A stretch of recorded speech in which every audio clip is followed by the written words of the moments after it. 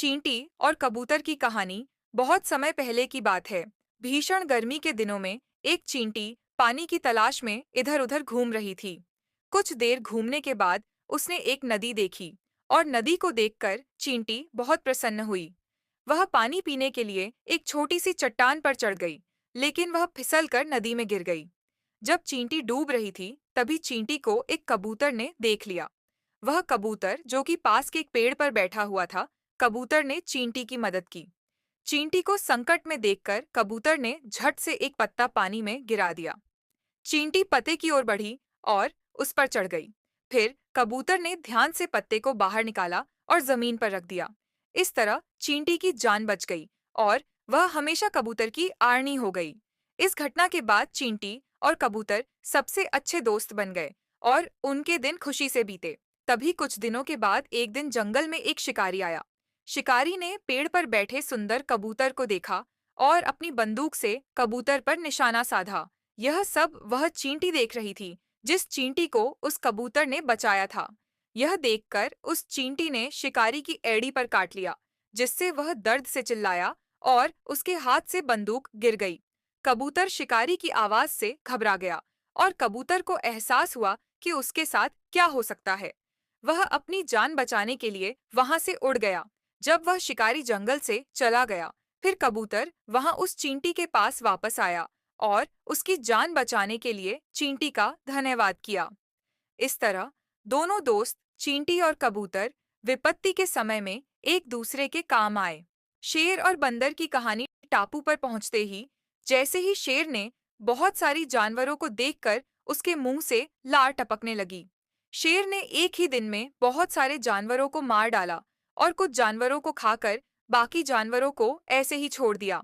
शेर लगातार 2-3 दिनों तक इसी तरह अंधाधुंध शिकार करता रहा। टापू पर मौजूद सारे जानवर शेर से बुरी तरह डर गए और सभी ने एक सभा बुलाई।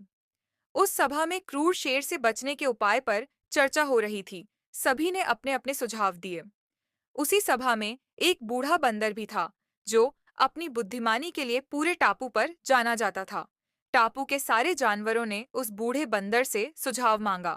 बूढ़े बंदर ने कहा, इस प्रकार अगर हम डर डर कर सभी से भागते रहे, तो हम में से कोई भी जीवित नहीं बचेगा। हमें बड़ी सूझबूझ के साथ उस क्रूर शेर का मुकाबला करना पड़ेगा। जंगल के अन्य सभी जानवरों ने उस बूढ़े बंदर से पूछा कि उनके पास ना तो शेर के समान दांत हैं, ना ही उसके जितना ताकत है और ना ही तेज नाखून।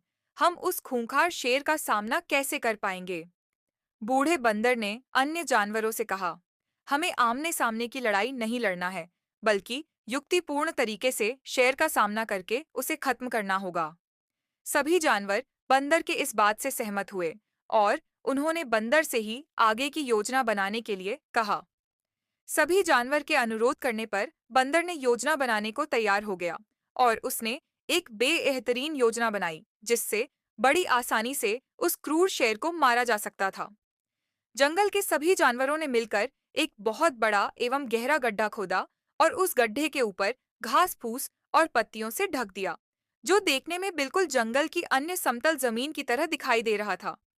जैसे ही शेर के आते हुए देखते ही सारे जानवर गड्ढे के दूसरी तरफ चले गए, जिससे शेर गड्ढे में गिर जाए।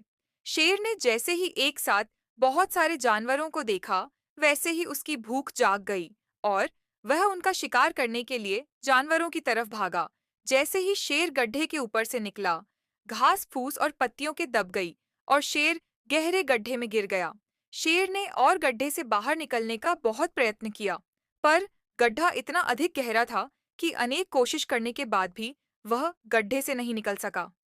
शेर के साथ साथ उसके पीछे भागते हुए लोमड़ी भी उस गड्ढे में गिर गई। दोनों ने गड्ढे से निकलने की बहुत प्रयत्न की, पर वे दोनों सफल रहे। भूख और प्यास के कारण शेर और लोमड़ी दोनों की उसी गड्ढे में ही मौत हो गई। इस प्रकार बूढ़े बंदर और जानवरों की सूझबूझ एवं चालाकी से उन्हें खूंखार शेर से मुक्ति मिल गई और सभी जानवर पहले की तरह हंसी खुशी एवं आजादी से उसी जंगल में रहने लगे। शिक्षा शेर और बंदर की कहानी से हमें यही शिक्षा मिलती है कि बुद्धिमानी एवं सूझबूझ से बड़ी मुसीबत का सामना बहुत आसानी से किया जा सकता है। इसलिए हमें अपने आत्मविश्वास में विश्वास करना चाहिए और किसी भी मुसीबत का सामना अपनी पूरी साहस से करना चाहिए।